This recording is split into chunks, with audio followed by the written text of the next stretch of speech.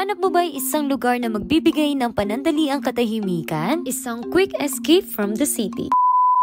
Hey, it's me, Bads Veron. It's another day, another ka-vlog vlogan. For today's ganap nga mga kabads, samahan niyo akong pumunta sa isang lugar na magbibigay ng panandaliang katahimikan. Sabi ko nga sa inyo, kapag nakakakita ako ng mga bundok, ng mga puno, sobrang saya ng puso ko. Kahit nga sabihing bundok ang pupuntahan namin, ay napakaganda naman ng mga daanan. Pagkarating nga dito, ay pinalag-in na kami at pinabayad. At dito nga yan sa New Gintong Pakpak Eco Park. May entrance fee pala dito. Kapag adult, 150 at kapag mga bata naman ay 100. Napakalawak nga ng lugar at mararamdaman mo talaga ang katahimikan. Tamang-tama ang lugar na ito para sa mga taong may hilig sa nature. Pwede rin sa mga pamilyang gustong mamasyal at magbanding. At syempre sa mga couple na din. Marami nga rin akong mga nakikitang nagfo-photoshoot dito pagdating sa birthday nila o kaya sa mga ikakasal. Isa nga itong lugar na ito ang naka-attract sa akin kung bakit nagustuhan ko rin pumunta dito. Marami ngang cabin and villa dito na maaaring tulugan. At sabi ko nga, maaari ring mag-photoshoot dito pero nakadepende sa oras at package. Napakalawak nga ng lugar na ito dahil hindi ko na alam kung saan ako pupunta. Literal na sightseeing talaga ang ginawa ko. Dito nga sa bandang dulo ay merong pipaninapan dito. Marami nga akong mga nakitang barya kaya ang pagkakaalam ko, ito ay isang wishing well. Sumunod na tinignan nga namin itong pool naman dito.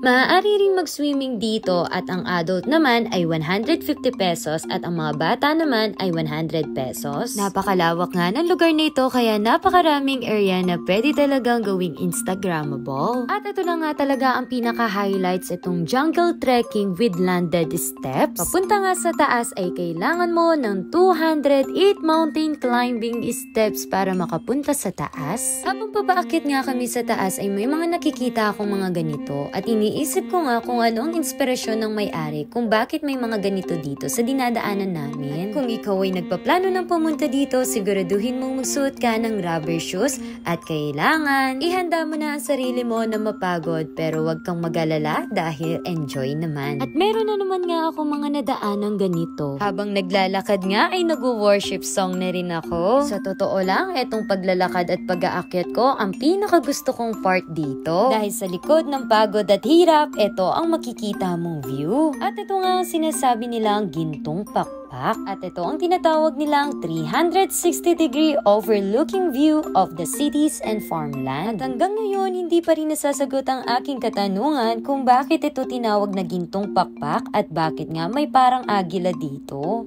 Kaya naisip ko tuloy siguro may dumapo ditong isang ibon na may gintong pakpak. At dito nga sa taas ay merong isang restaurant na maaaring kainan. Napakaganda nga rin ang vibe nitong restaurant na ito dahil napaka-cozy nga. Tamang-tama talagang tambayan habang tumitingin ka sa magandang tanawin. Masasarap din ang mga pagkain nila dito tulad nitong french fries, frap at burger. Pagkatapos nga magmuni-muni at kumain at syempre uuwi na. Alaman nga rin namin na may daanan din pala dito, maaaring dumaan yung mga motor o kaya sasakyan. Sa totoo lang, habang nagbibiyahe kami, tinitignan ko yung bundok na parang ang layo-layo niya pa. Parang yung ibang mga pangarap natin. Pero kailangan ay kumilos tayo at magkaroon ng goal para mapuntahan natin. Huwag rin tayong magmadali, kundi i-enjoy natin yung journey natin.